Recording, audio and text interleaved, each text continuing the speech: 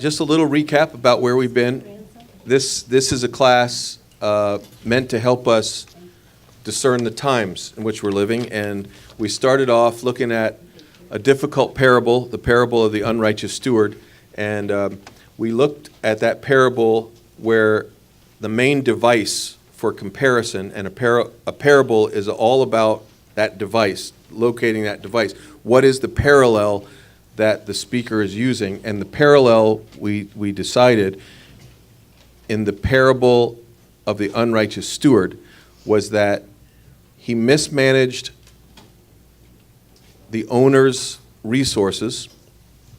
Then he was terminated, but not immediately. He was given time to get his books in order. And we said that the parallel was the Pharisees. The Pharisees had mismanaged God's resources, and they were being fired. Jesus came to fire them, in a sense, but he didn't fire them and said, clean out your stuff, security is coming to escort you to your car. It's over right now. He said, you're fired, but you're going to have 30 years to put your house in order. And the temple would be completely decimated in 70 AD. So I guess it was 40 years to get your house in order. And he counsels them, if you were shrewd businessmen, you'd know what to do. You would go to all your creditors and you'd let them off the hook so that when you're looking for a new contract, your creditors would extend a hand of grace to you. And if I were you guys, I would be doing the same thing as the clergyman. I would be going to people that you've burdened down with a lot of rules and stipulations, and you start letting them off the hook. Then at least they'll accept you when the time comes for you to be out of the temple.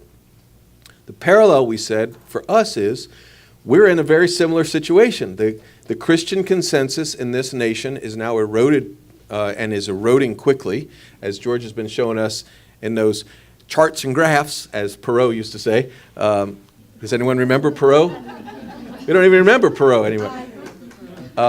Okay, a couple Perot fans over there, good, from Texas.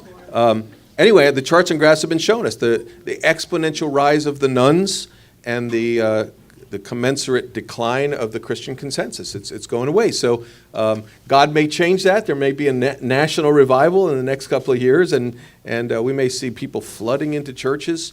But if we have been giving our papers of termination, then let's make some moves right now. Let's make friends by using our resources. We're not talking about changing the Ten Commandments or changing any of God's commandments. We're talking about moving toward people in a gracious posture and trying to hold grace out to people because, again, we don't know what the future holds. It's just a wise way of conducting ourselves. Last week, or the week following, George showed us the numbers, how that really bears that out. Last week we heard some testimonies from some of our own people about how they've been doing that, how they're just extending a hand of grace to their coworkers, their neighbors. We have other testimonies that we could have used. We used the Puentes and their relationship with David Dreen, and then we used Al and Debbie Riddle and their relationship with Josie. So we looked at that last week, and I hope that was a blessing to you. It was to me. Whew. Now, I want to talk with you today, just kind of to finish our discussion last week, and then we're going to give it to George and show how we're making friends on a corporate level or congregational level. Last week was about making friends just on a personal level, your neighbors, coworkers. We want to show how we're trying to do it in an organized corporate way. But the little bridge I'm going to use here is a kind of recap of what we did in the class that I taught recently in a Sunday class for adults on evangelism and discipleship. And in that class, we paid special attention to Jesus Christ's nighttime interview with Nicodemus. And in the interview with Nicodemus, Jesus Christ makes a parallel between spiritual life and physical life. Nicodemus thinks that he's accepted by God because of his physical birth. Remember? And Jesus Christ says, it's not your first birth that gets you to heaven. It's not the birth that comes from your mother. It's the birth that comes from your Father, meaning God the Father. And unless you are born again, you cannot even understand the kingdom of God. You can't even see the kingdom of God. And so Jesus Christ makes a parallel between physical birth and spiritual birth. One of the parallels that he makes is that physical birth is like the wind. It's mysterious. We cannot see where the wind originates, and we cannot see where the wind terminates. But we can see the evidence left behind by the wind. We see leaves blowing around, we see trees bending, we see shingles flying off of roofs or whatever it is. We can see the evidence of the wind. We can't see where it starts, and we can't see where it ends. Same way with spiritual birth. Who here remembers the moment when their physical birth began? Anyone? Really? No one? Not a single person here can tell me when. You don't remember when you were an egg and sperm were swimming by and you reached out and grabbed one. No one remembers that? No one? I've asked tons of people that, and no one has ever said, oh yeah, I remember that moment. Because it's a mystery. It happens in the depths of darkness. It happens inside of your mother's body. In the same way, physical birth starts, also spiritual birth starts in an indiscernible, mysterious way. You don't know when the Spirit of God came into your life. You knew when you started to cry, when you came out of the birth, when you were metaphorically swatted on the behind and you started to cry, when you first believed. You might know that. For me, it was a very definite moment. I was in a hospital bed. You might not know when that moment started, but you don't know when the Holy Spirit came in. All right? And the point that we were making in the class was, we can't bring ourselves to life. You didn't bring yourself to life. Again, you didn't reach out and pull in the other part of the DNA, right? It happened apart from your will. In the same way, spiritual life begins apart from your will in a mysterious way, like the blowing of the wind.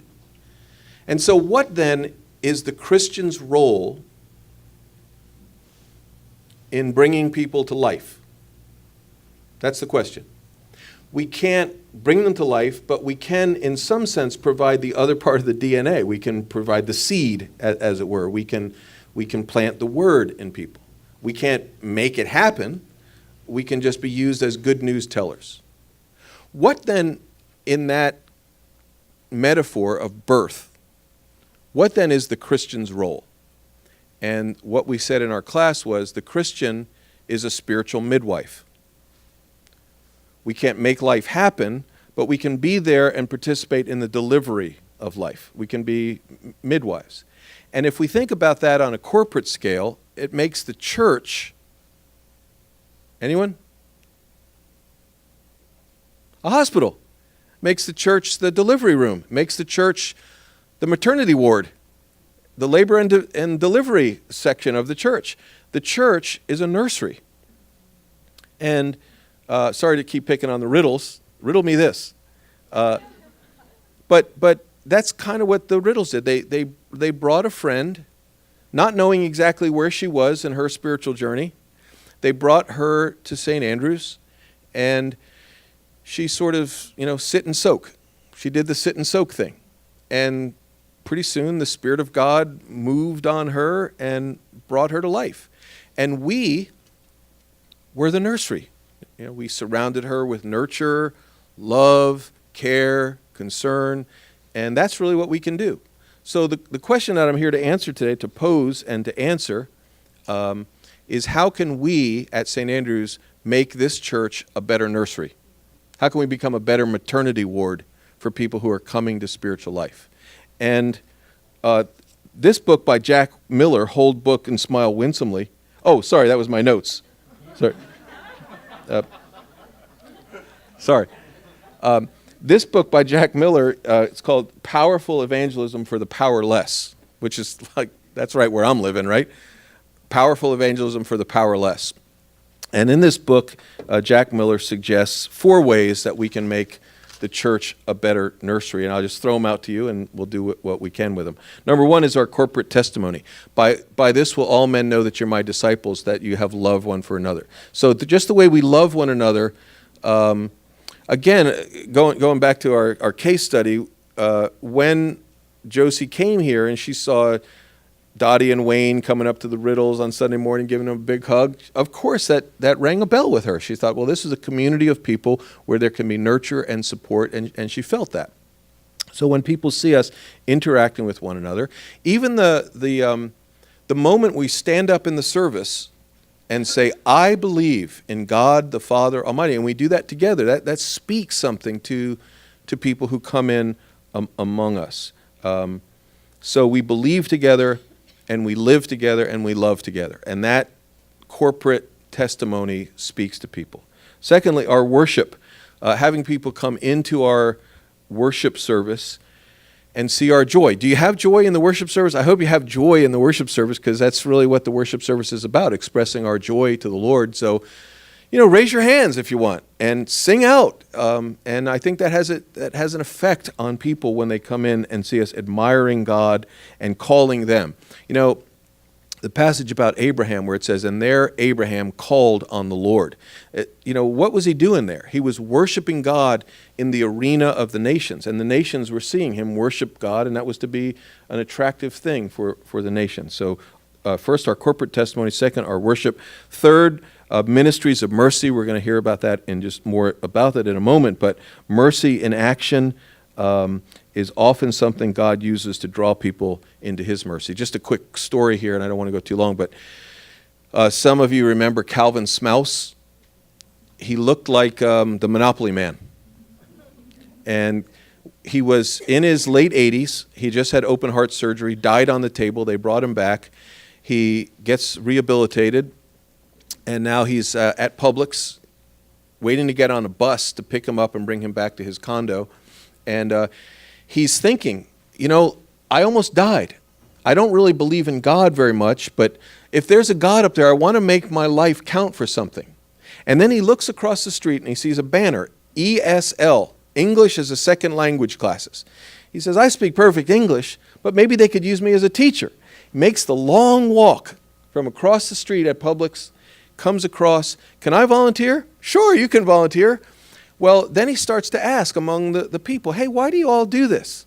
Well, we love people, and we want God to embrace, we want people to embrace the good news that we've embraced. Really, what is that good news? And in his 90s, Calvin Smouse, through a ministry of mercy, came to know Christ, and he crossed the finish line, in the Lord. So that's one of the real victories that St. Andrews has seen in the last couple of years. Lastly, our hospitality. It can be very simple, like making room in the pew. Yvonne, did you know the people who you were sitting with today? You did know them before they came? Okay.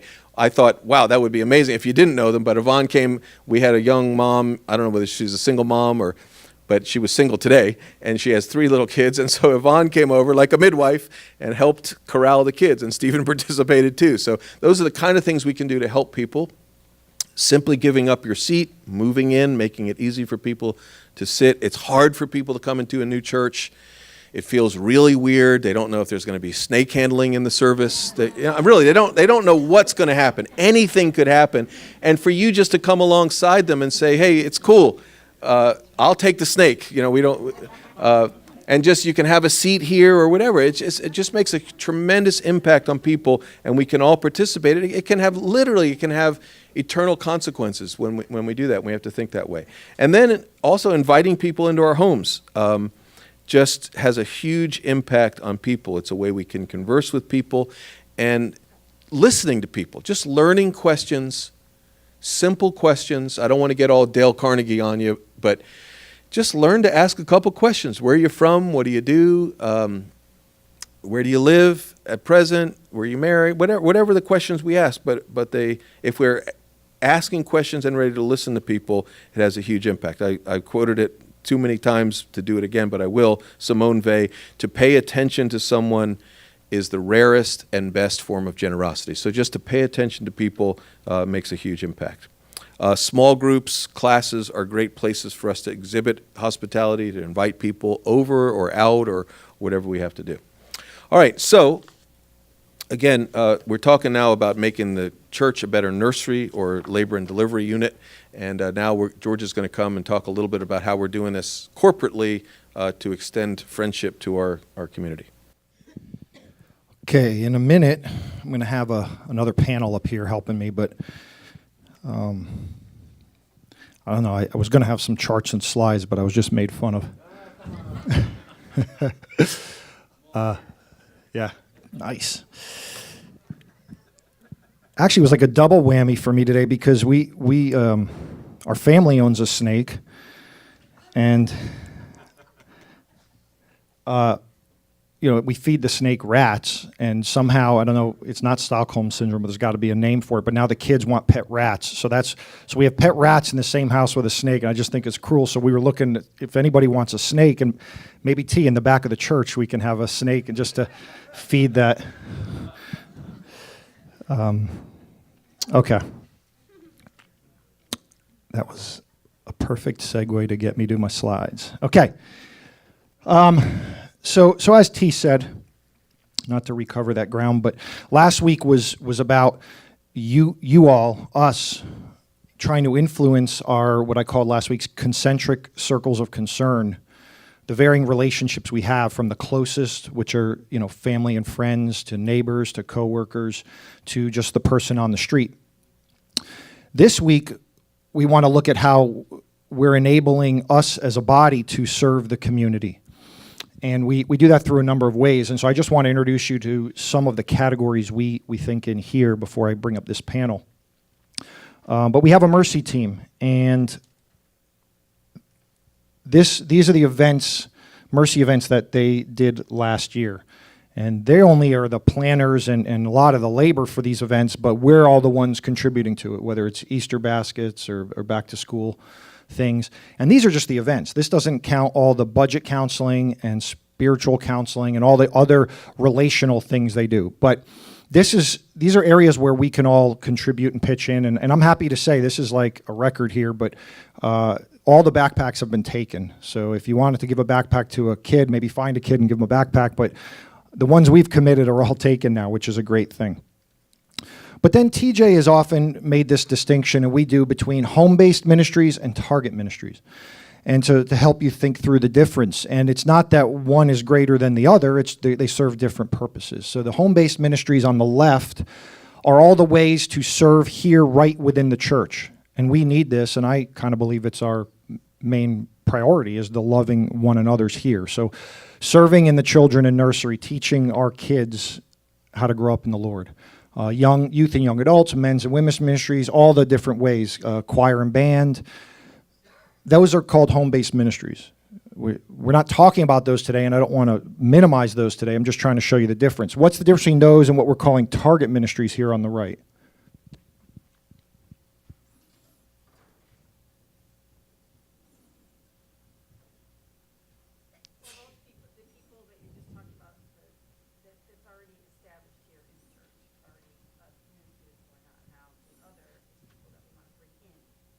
Okay. Yeah. Right. And usually with a targeted focus, right? So the Bridge Disability Network is there to help connect children to therapy, and they can't bridge that gap with insurance. And so they help kids do that. Heart to Heart pairs individuals with senior citizens in nursing homes and connects them that way. So these are all the ministries that are on your hearts. And you say, we should do whatever. And they take many different forms. Last year, we actually had a panel up here of about 8 of them, and we interviewed them, and I don't think we have it recorded, and it's a shame because as I was asking them questions, the neatest two things came out, I think. One was they all take different forms, how they sort of originate in people's minds, how we as a church can partner with them. We don't partner with all these ministries in equal ways, or the same ways, I should say. But the other is the length and duration of time from when the people had the idea, God placed it on their heart, to when it actually came to be.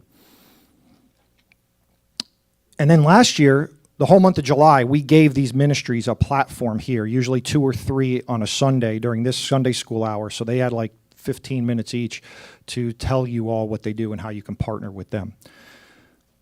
Just to give you an idea of how some of these have started, Dottie reminded me, actually, and so Hope Women's Center was actually started out of this church. And where's Dottie? Is she here? How many years ago was that? Right. So I used to say, well, ESL was the first sort of target ministry in recent history, or to my mind. But Dottie reminded me it was Hope Women's Center 30 years ago. It was started out of this church. And it's now a national model for how to do this kind of thing.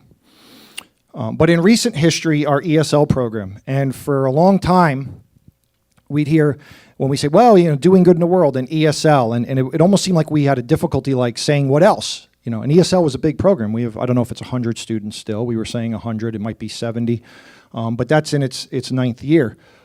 But from ESL, then the Well of Sychar, which helps abused women and children, both physically and emotionally. The Bridge Disability Network. Then Jane came to us with Heart to Heart. That one with the wheelchair there. Let me see if I have a picture of that. It's Mesa. It's mobility equipment for South America. We're collecting wheelchairs and walkers, I believe, and David King actually, there he is with the truck loading them up, and I think those came from Wayne. So we got a lot of wheelchairs in this country, and there's countries where they don't have any. So there's all kinds of ways. Now, the point about this is, let me just go through them too, just to show you the breadth of it. We have Equip Education that meets here on Mondays. That's a homeschool group. I think they have 30 students here, and many of our children from the congregation are in that. There's Renaissance Scholars, which meets Tuesdays or Wednesdays, I forget. That's another one with about 30 kids, and many of our children meet here. So we're trying to help the homeschool community. New City Fellowship at the bottom is the church plant we've planted, and we're continually partnering with them. And Championship Academy is brand new and just hot off the press. This is where Deb and Josie work, and we're supporting a reading program there. And they actually started meeting here over the summer, which was just very cool.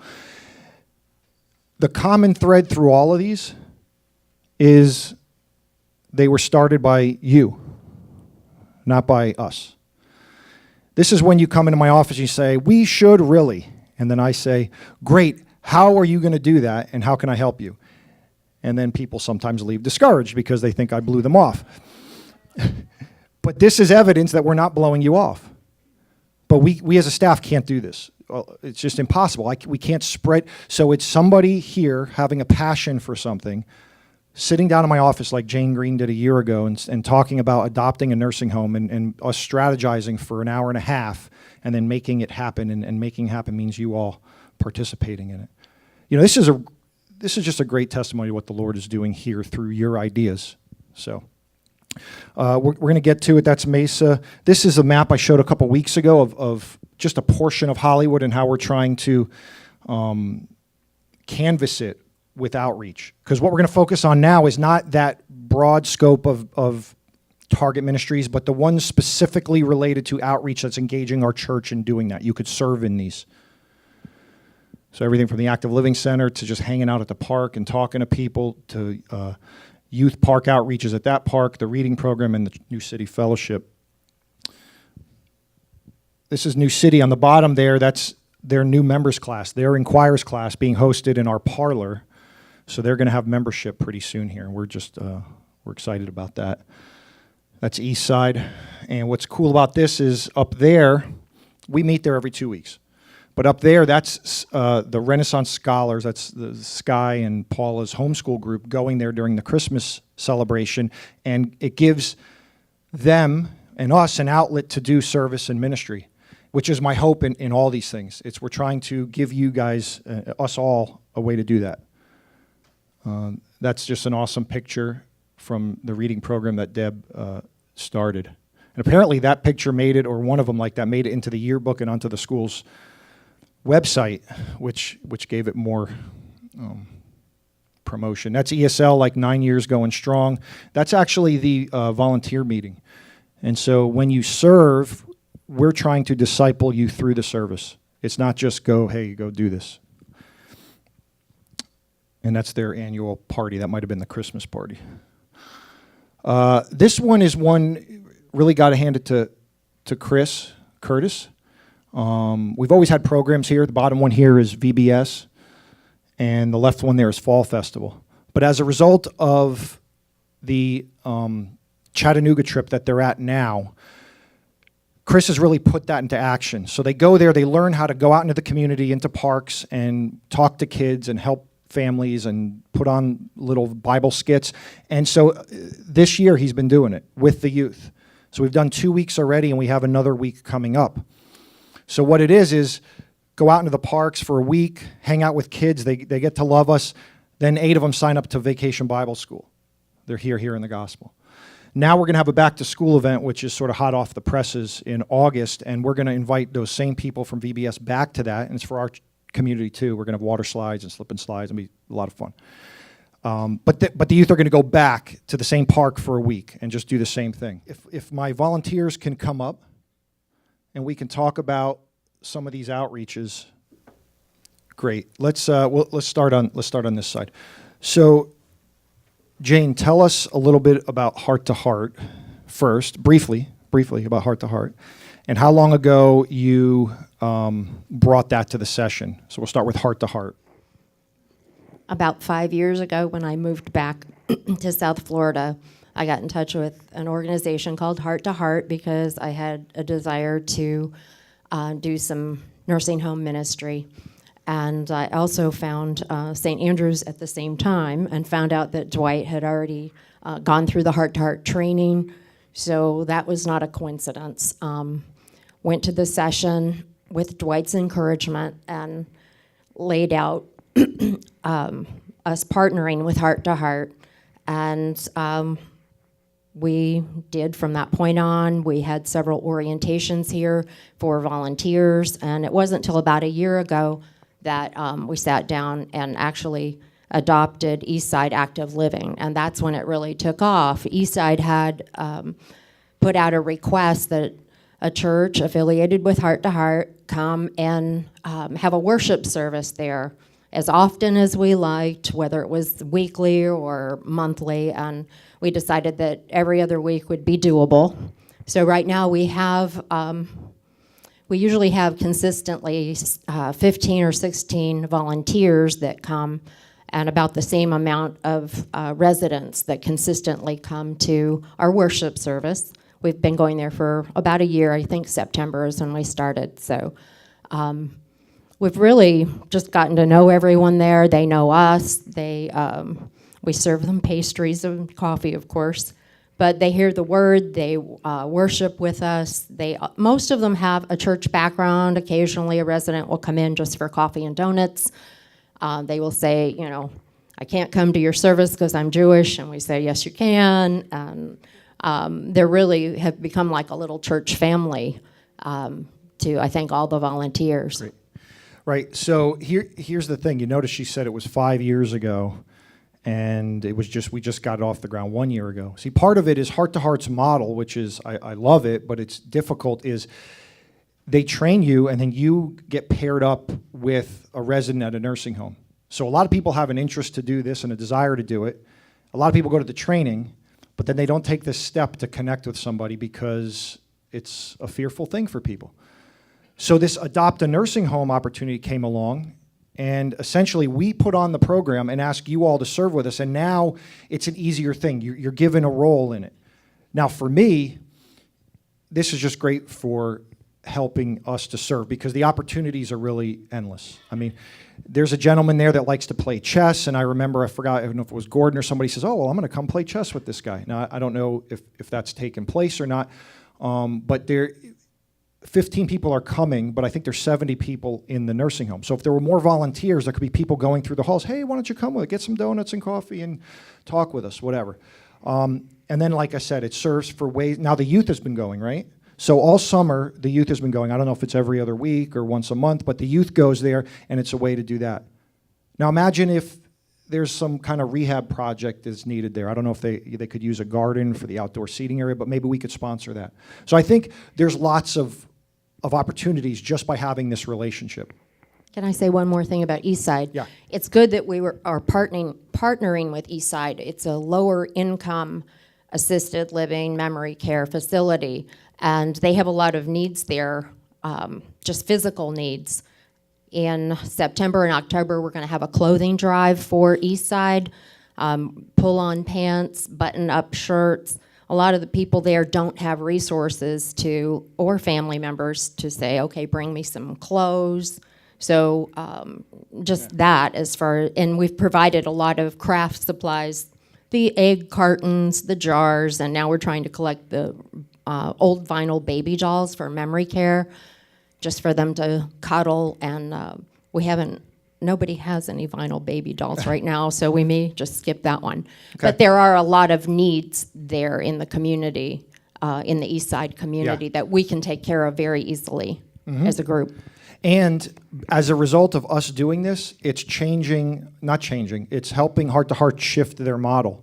Because I think they have the similar experience of having a hard time connecting people, but connecting churches to nursing homes really has been an idea that they're looking at us for the model on that. And thank you for that. So Evan, what ministry are you representing, and why you?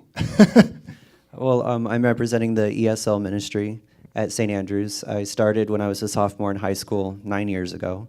And I had to take some hiatuses when I went to college, naturally, but whenever I'd come back during breaks, I always look forward to coming back and seeing familiar faces and helping with teaching in any way I could. But I started when I was in high school because I always enjoyed teaching. It was something that I wanted to do as a career at that time. And I thought ESL was a good way to kind of get used to that and also volunteer in my community. And I've met a lot of people and had a lot of adventures with students who have invited me to stay with them for a summer in Canada, and also seeing them here when they come down for season, or seeing them every Sunday at church. And it's just, I really enjoy it. It's a good ministry. Thank you. Yeah, so what are people think, well, I can't teach English, or I don't know how am I going to speak to them? We don't speak the same language. What are the opportunities for somebody to volunteer ESL? Yeah. So we have many components in ESL for volunteers. We have teachers, naturally, and if you can speak English, you can teach. And if a sophomore in high school could teach, then you most certainly can teach. We have the need for testers when students come in. Every week we might have a new student throughout the entire year. We have testers to put them into the correct place based on their proficiency in English. We need volunteers to help with the food. We have a food setting and a meal and fellowship in between classes every Thursday. We need people to help greet students and to help coordinate, do kind of the clerical tasks with Norm. And we have a lot of need for just people who can wear many different hats, but people who don't think that they can teach, then they can most certainly find something else to do with us. Great, thank you. I love that. If a 10th grader can do it or a 9th grader can do it, you can do it. That's awesome. And then, of course, that provides an avenue into our church by which then they become a part of maybe the Spanish ministry with Jorge, the Bible studies, and the Spanish services that we have up here twice a month. So these students really become a part of our family. So great, thank you. Hill-Eve, why did I ask you to come up here? I'm actually representing the youth group. Chris is away in Chattanooga with the young people, so I'm here representing their outreach program. As TJ told you and George told you, they've been going out into the community and working, and it is such a wonderful thing to see. And I can give you a specific example from the photo that George showed you earlier. We went out for a week, Jen and some of the other parents and the kids, for a week during the spring break. And it was such an amazing thing to see the warm-up. Now, I have to go back a little bit. It starts with relationship, and it starts with love. And what has been happening with Chris is that he's been fostering that love and that growth in our kids. They're praying together, they're sharing their lives together every Friday night. They're discussing the difficult stuff. So they've bonded. So when they go out into the community and this love just for each other just comes out, it warms people to them. The kids come, and of course the first question is, what are you doing? Is this for free? And yes, it is free. Just like the love of God, it's free. And these kids are bringing that to the community. It's a wonderful thing to see. Great, thank you.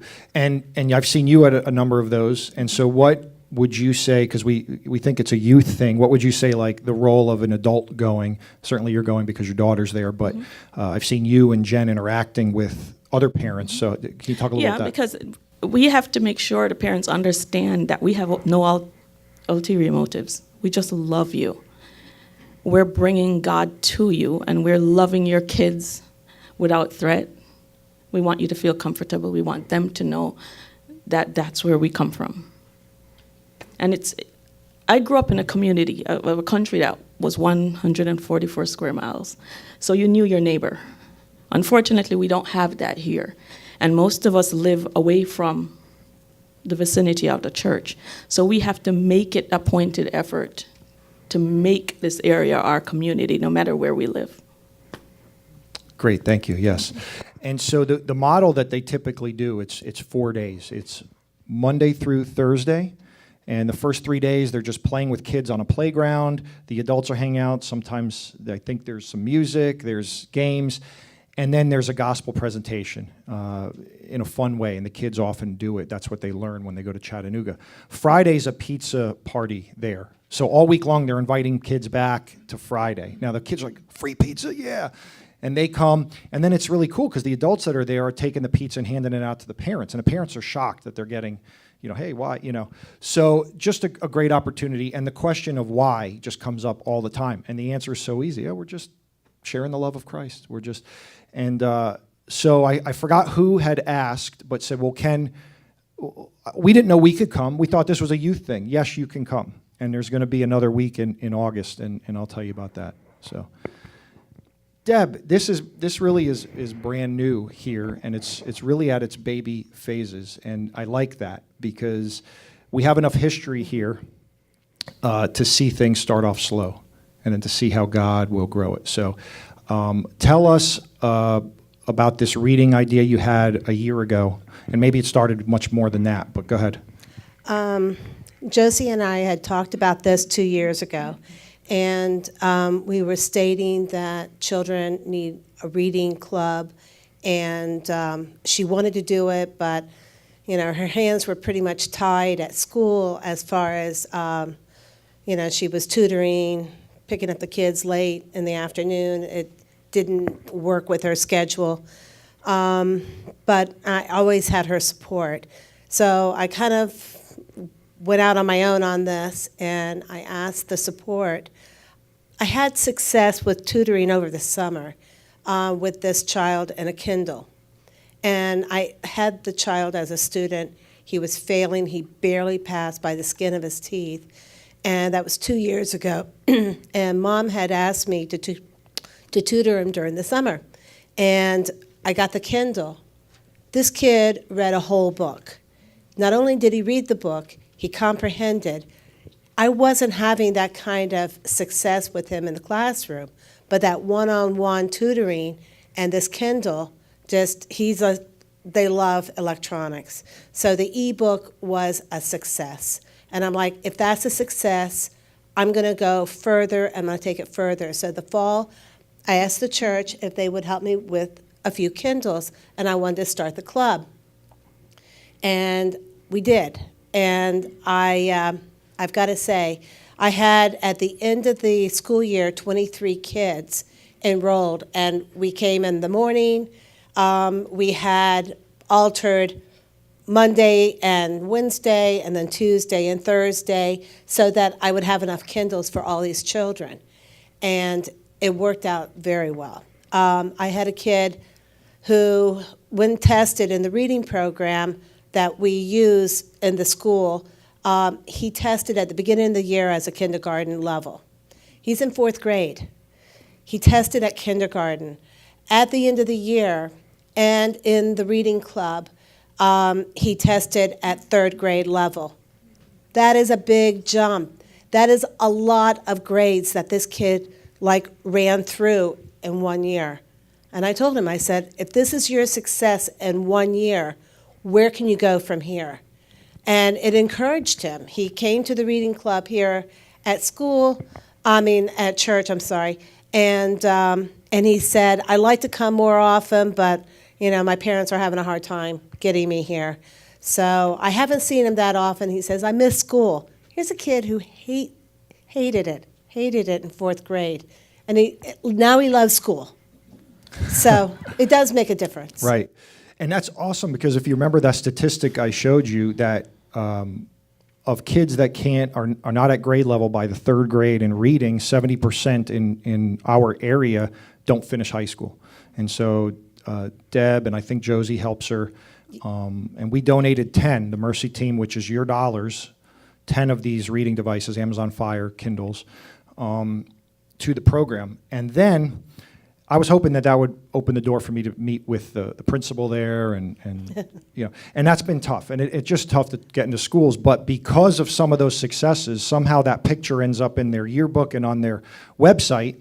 It's a charter school. It's a Title I charter school locally, and there's a chain of them. And I guess maybe some of the successes of the reading club had raised enough eyebrows, and suddenly the principal was very interested in the reading program and was all about Deb advertising them meeting here this summer. And Actually, of those 23 kids who are already at low-level reading, jumped, increasing their reading level at the end of the year. When we looked at those 23 kids, they significantly jumped. wow. So Yeah. it does make a difference. Right. And so what I want to highlight, because you say, well, that's great, that's Deb, right? Well, no, because she then tried to get it to happen here, and it had mixed attendance. At the beginning, it was a lot of kids, but because of that, it involved other people. So I know that Jane helped and Josie helped, and there were other people here teaching kids reading, and we opened it up to our own kids. And so I just want this program to be in prayer about it, because I would love to adopt a school, and maybe it's that school. And what does it mean? Like, I want to bless the teachers of that school with supplies this summer. We'll collect supplies, and we'll just give it to them in the middle of the semester. And the more we show the church's love there, we're going to reach students, we're going to reach faculty and administrators, and we're going to reach families. And incidentally, in God's providence, that's right next to where we do the park outreaches. It's probably quarter of a mile away from each other. And it's right next to where that giant development is going in. And so we've already been planting seeds there. We're out of time, but what I want you to do is look at your sheets. I'm not going to put the PowerPoint back up, and I don't have one. But on your sheet on the bottom, it shows a number of upcoming outreach opportunities that you all can partner with. So Eastside meets every 2 weeks. That's an easy one. Now, ultimately, if you want to be a regular part of Eastside, you got to go through the training. But they've given us permission you guys can check it out for a week or two. So just go and hang out and worship with these people. It'd be great. Every 2 weeks, want to do a school supply drive for the teachers in August. The backpacks have been given out. What we did is we limited the number of backpacks we were doing to local. In the past, we've done almost 80 backpacks, or maybe more, maybe almost 90, but they've gone out. And that's great, and we blessed some people, but we really had trouble filling that many backpacks. So we're trying to make things manageable. And then Zinkle Park outreaches, 8/21 to 8/24. So that's in a few weeks. It's a month away. So if you want to be a part of what the youth is doing, because it's not just youth, families go. I take my kids, and Susan and I go with our kids there. So that's at 5 p.m., so you can go after work.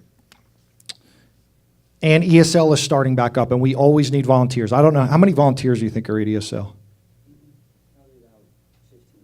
Okay, so 15 volunteers. I think it probably would take 25 or more. So you could always be, we need help.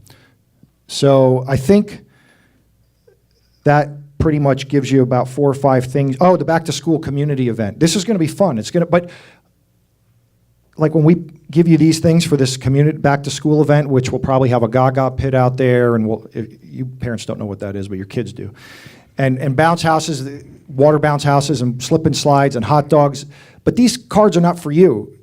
Yes, you come and enjoy it, but hand these out. This is the VBS one. I don't have the back to school event one yet.